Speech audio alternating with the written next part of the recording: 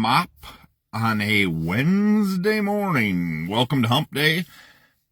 Different kind of skies down here in southwest Wisconsin today. Sun is out. Couple of clouds hanging around. It is a beautiful morning again. Going to be beautiful weather for the next time out here too, the way it sounds. So, welcome to the mop, titled How Far Back? So, with that said, you're probably wondering what I'm talking about.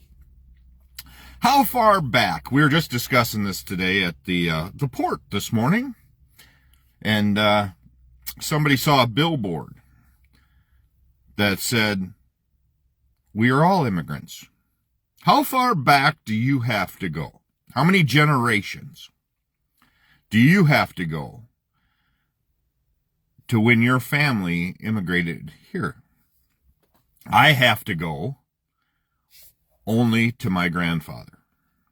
My grandfather made the trip on a boat with his mother and his sister. They came across. My great-grandfather was already here, being a cheese maker from Switzerland. He came across first. Found a job, got settled. So think about this now in the time of when it happened. He came through Ellis Island. So then he comes here, gets settled, and think about trying to get a hold of your loved one or trying to arrange a meeting spot. Sometimes we find it very hard without our cell phone, even when we're in a store like Walmart, because somebody didn't answer it, somebody didn't get there, So now think about it, that the family comes across on a boat, goes to a place like Clyde, Wisconsin, being a cheesemaker. Then your wife comes across, and you're telling her to come across on a boat with your two young kids. So you're bringing your two kids with you across on a boat as a single mother on the boat. Basically, the dad is already here.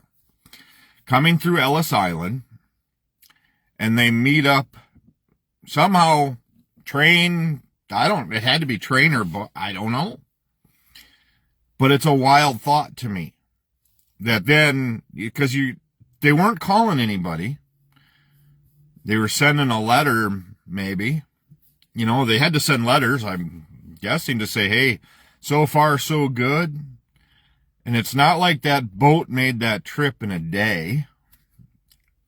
I'm guessing that took a little while.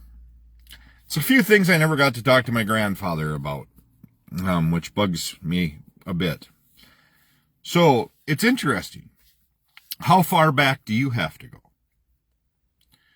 And then how far back do we go to where everything was done via paper? And yet we are having problems with all these immigrants, and everybody's shook up about everybody here and how they have to do it legally. Do you think the Native Americans have a viewpoint of what took place? Did we become immigrants legally?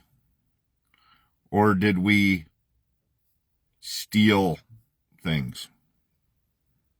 Did we follow all the paperwork? Do we make rules tougher because we don't want people coming here because of whatever status they may have? And that's why we're offering gold tickets to where you can buy a spot here. Just curious. To me, the side of my family, when I look back at my grandfather coming about, I can't imagine what my great-grandmother. You see people that are struggling raising kids in this environment today with at WebMD and all the stuff online to say, oh, if my kid's coughing or this rash or whatever, you can take pictures of it and get answers. Back then, you're stuck on a boat. I'm guessing, yeah, there was plumbing and things, but kids are still in diapers, and it's not like they had Pampers to throw them away. It was a whole different clientele of people.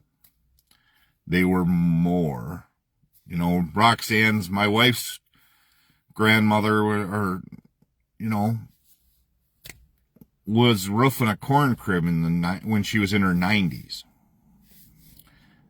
Different people. Hardcore, hard workers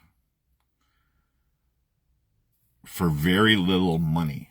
It was all about pride. It was about strength. It was about making sure your family came first. It also was that your neighbors came first. You know, sharing bread, sharing suppers, whatever it may be. All those people that came through Ellis Island with a goal in mind that life was going to be better. See, I don't have a problem with people coming here at all. I don't, and the only people I have a problem with are those that are doing drugs, drinking and driving, whatever it may be. See, but I think we're scared to believe that every color of skin except the one I'm wearing is less superior, and that is where we run into problems. They have every right to be here as long as they follow the rules. And yes, some of the rules, I get it. But without those people here, hardworking people, we're in trouble because a lot of our kids are not wired to do what they're doing. You won't get them to go shovel shit at a farm because that'll mess up their phone or their Nintendo or their makeup or whatever it may be. You won't get them to go work at Oakwood. You won't get them to go do other things. Your kids won't do that. We also have plenty enough kids that are disrespecting law enforcement. They're raised that way. They're disrespecting their elders. They're doing all of that above and beyond, and there's no repercussions at home because the parents are doing similar activities. It's interesting, and there's specific names around them. People know when they hear a last name, they go, oh, yeah, that family. Don't be that family. Make a difference. Raise your kids to be respectful. Open doors. Walk along the curb when there's ladies involved, because if a car comes off the road, it'll hit the guy first. That's how I was raised. Say thank you to somebody wearing a Vietnam hat or a vet hat in general. Say thank you for their service. Thank you to cops that are involved instead of, oh, those dirty bastards. That's all they want to do is this or this. That's not what they all want. Yes, there are some bad ones. But when you're saying those dirty bastards, I'm guessing there's probably some bad ones along the line in your family or your bloodline.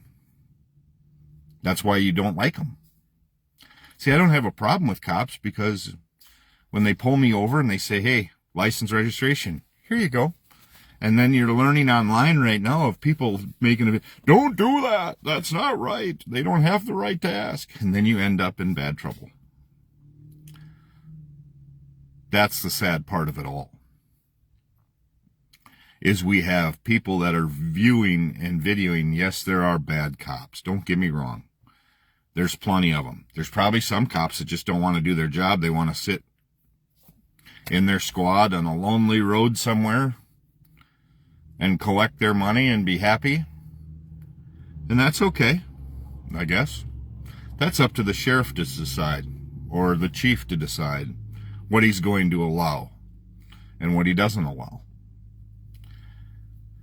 Maybe there are some that sit at a speed trap, I don't know, or they, sit outside a bar, I guess. And yeah, it's bad for business. I get it. If a cop parks out right outside your bar, it's probably bad for business. But at the same time, if your business is following the rules, and your patrons are following the rules, is there a problem? I'm sure if you called the sheriff and said, hey, I'm just curious why Officer 219 is sitting out 3 straight days in my parking lot or near my parking lot, I'm sure you'd have a civil conversation with the sheriff or the chief, whatever it may be. See, your tone of voice and your tone to come across things. If you called the sheriff and say, hey, your worthless fucking department is sitting outside, I'm guessing somebody's ears go close. I'm guessing there's no longer a conversation. Let's get back to conversations. And let's take a deep dive back to when your family first came across and the conditions they came from and why they moved here and why they thought America is the greatest place to be. And I strongly believe it still is today, because I can do these programs